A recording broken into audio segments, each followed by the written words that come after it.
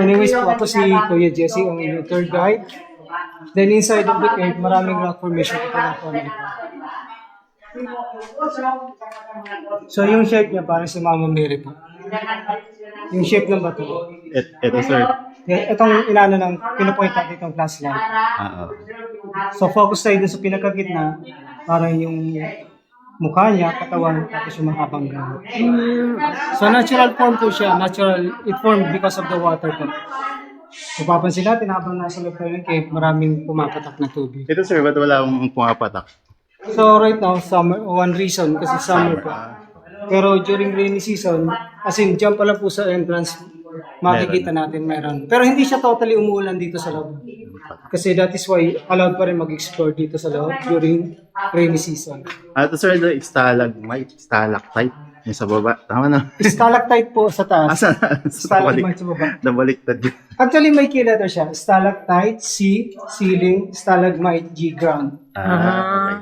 Ayun, tandaan po natin yung details. After nito, may quiz tayo. Yes. Maganda yan.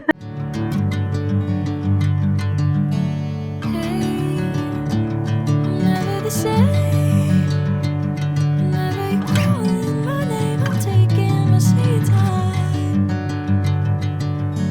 Hey, whatever the plan, I know I'm holding the best of me out of my head.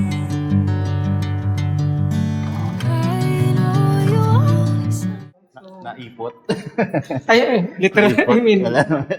Ipot ng bat. then, nagkaroon ng minor improvement sa loob ng cave during 1970. Kasi inopen si cave during 1970. So, ginawan nitong hagdan. Kasi kung nire-retain yung original na lupa, so, continue yung patak ng tubig, going up po is very slippery. That is why.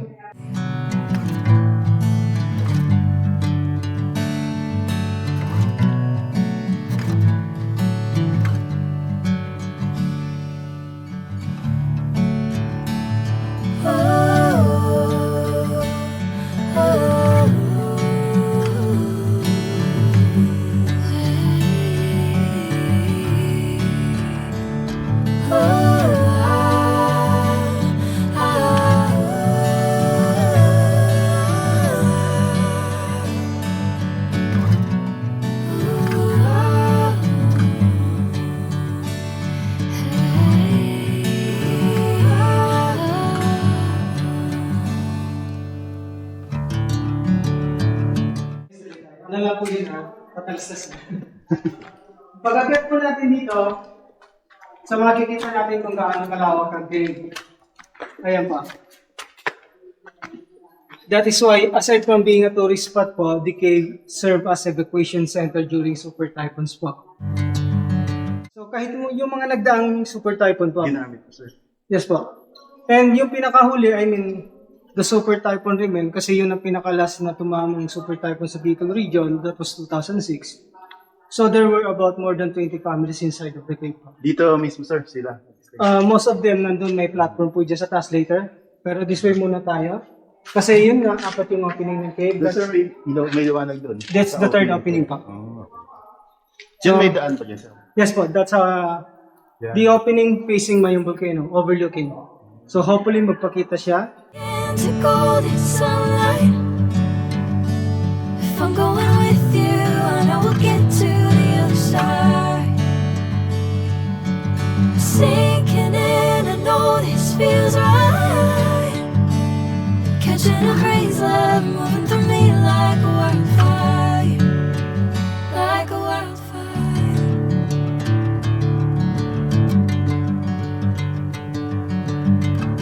Babalo siya, nagtuhod. Okay. May Hindi po, walang lagusan. ano pa lang, stagnant po siya. From here going there po. Opo. That is why during the time na pinagtaguan po ito na yung mga Filipino fighters during the World War II, may source of water po sila. Like, ito pwedeng panligo, panghugas. Yung pumapatak po, kasi in-examine siya ng mga expert during 1970, pwede siyang inumin. Naglalagay ng pansala. I know you always understand.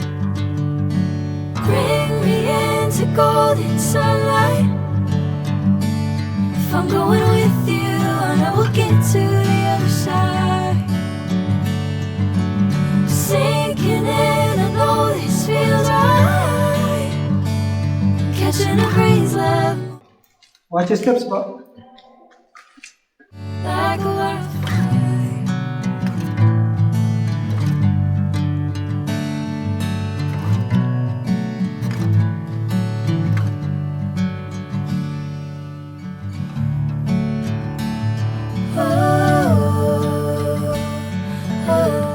Okay, Dumbo. Rock formation, Dumbo, baby elephant. Oo nga, no?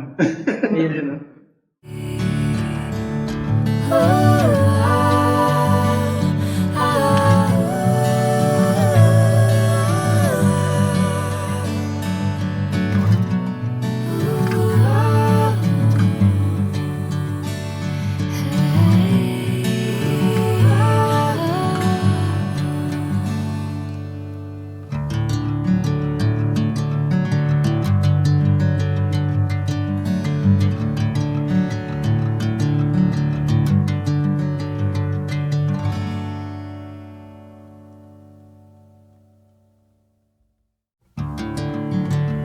Okay po, let's proceed.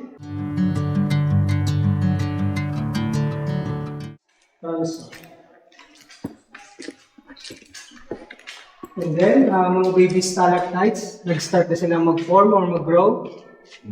Take note po kasi baka lang. Ang pagtubo nila is only 1 inch per century.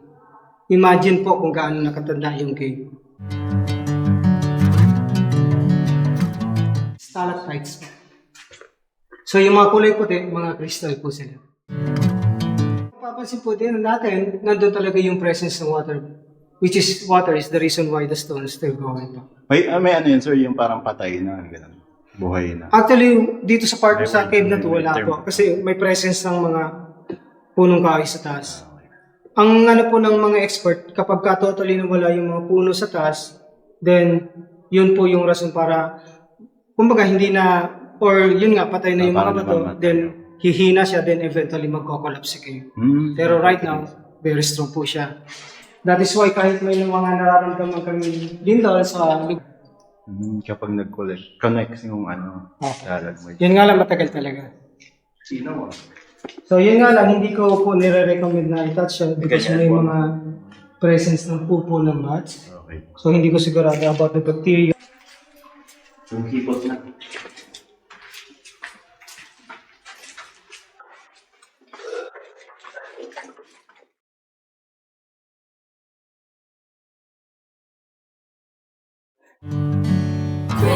Parang photo booth siya. That's why yung cave tinawag siyang Hoyot because yung hihip Ihip. or ihip. Tama ba? Feature ni Ma'am Jessica Soho yung cave, nagawa niya rin po dyan. Medyo ano siya. Kailan yun? Sir, anong year kaya? I am not sure, bali na kwento. Nasa Manila. I think may siya eh. Wala ito.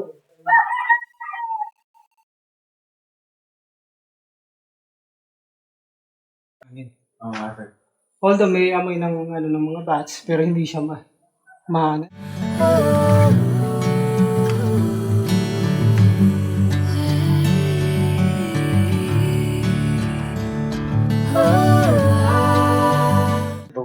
Yan po.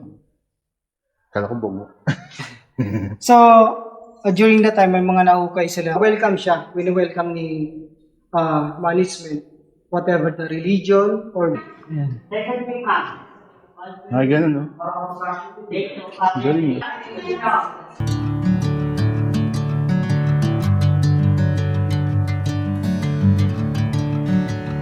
Hawakan yan, sir.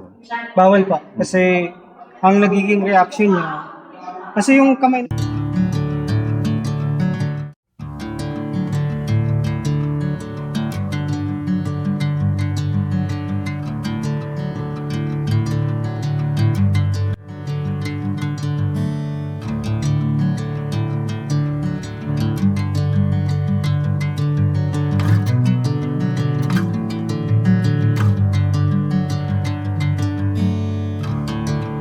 Yun ang amoy, oh.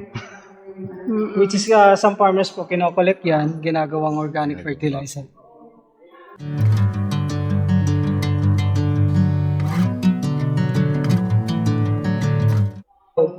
The 1 inch per century is the longest period of time na pag-grow nila. So the frequent the water, the faster they grow. With you, I know we'll get to the other side. Sinking in, I know this feels right. Catching But actually may tail po siya. Nandito sa tail. fire like a wildfire. Ang yung mga rock Apat yung formation tail. is from the first generation hanggang sa third generation. Sa lahat.